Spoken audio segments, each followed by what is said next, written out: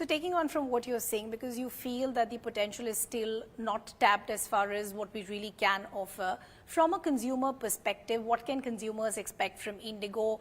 Where can they fly next, domestically as well as both international? Yeah, I think there's three customer promise, and let me add a fourth one. So our customer promise right from the start was on-time performance, affordable fares, and hassle-free and courteous service. That's been, I would say, the key to success for Indigo. What Indigo has been doing in 16 years is incredible. From nothing to 300 aircraft, from nothing to 1,800 flights per day, welcoming 2.8 lakh customers on a daily basis. So that very foundation was there, is there, and will continue to be there. What we have added to that is an unparalleled network. So today we do operate 77 destinations within the country itself. Actually next Sunday, Dharamsala is going to be added as number 78. We're adding more destinations than I have the speed to visit all of them. So we keep adding that, but it's not only domestic, it's also international. And clearly the share of Indian carriers on the international arena was somewhat lower, and I think here we do have a good opportunity to catch up and to make sure that international growth, which is also ready to basically to take off, that Indigo is taking a part of that.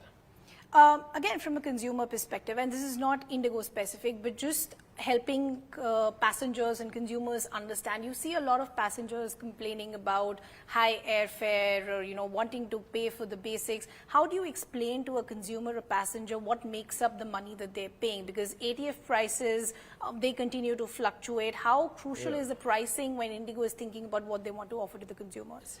Well, it's an important factor, and I would say the Indian travel market has been very competitive also when it comes to pricing. And if you compare that on an international scale, it's probably one of the most competitive markets.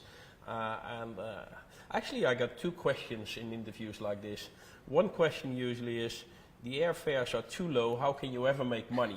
And the other question is, the airfares are too high, what are you going to do for the consumers? And I guess in that range, we're balancing. So we see that there's fluctuations throughout the season. Christmas time, Diwali time, that's the busy season. Then you have some off season, and that will continue to take place. I think overall for the consumers, the fuel bill, the ATF bill, that's a very significant part of it. Then of course we invest in our fleet, we invest in digitization, we invest in all the aspects. Looking overall at airfares in India, compared from an international perspective, I would say fares here are very, very competitive. Okay. Peter, I also want to understand what's happening as far as consumers are concerned. There have been quite a few cases of unruly passengers on board, but seems to be increasing with time. Indigo's had a few as well. Why do you think the pattern is increasing, and do you think airlines possibly need to relook their policies of what the first response from an airline needs to be? Well, if you take a view at some of the recent cases, I think they should be viewed against probably some different backgrounds. One of them is during the COVID pandemic, planes were empty or mostly empty, and people were sort of happy to fly. Don't move, don't go around, just sit there. With all these restrictions being gone, planes are getting fuller again. There's, I would say, almost the normal hustle and bustle of airports and getting on board of planes is back. That's one, and that's sort of creating a certain dynamic. Two, I think some of the examples which took place got a lot of attention. Again, we do welcome on a daily basis 2.8 lakh customers a day. Every sort of interaction there is gets a lot of attention. We are training our people, our colleagues, to deal with the situation. We are well trained, they're well prepared for any of the elements. I think it's our job as management to stand by them and to support them where possible. That's also what we did in the cases which occurred. And I think some of the attention which some of these cases got, it also made a bit of a paradigm shift from even making people realize that my colleagues on board of the aircraft, they're doing their job.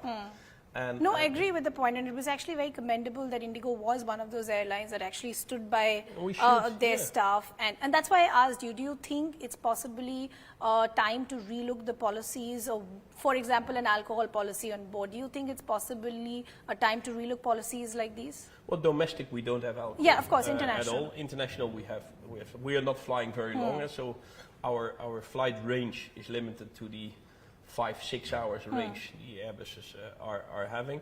I think the big element is what I said, training of our staff, making sure that we train them, we help them, and when things are getting difficult, that we stand by them and support them. That's why, and thank you for mentioning that. That's why I really felt we should stand by our staff in these times. Again, the fact that it got so much attention, I'm sure it would make some people realize that, when you sit on board of the aircraft, and I made that statement earlier, please treat our crew in the way you want to be treated by our crew. And I think if that's the basis assumption of flying, together we can come a very long way. Perfect. Peter, always a pleasure speaking to you. Thank Likewise. you so much for taking our time and doing this for us. Thank you so much.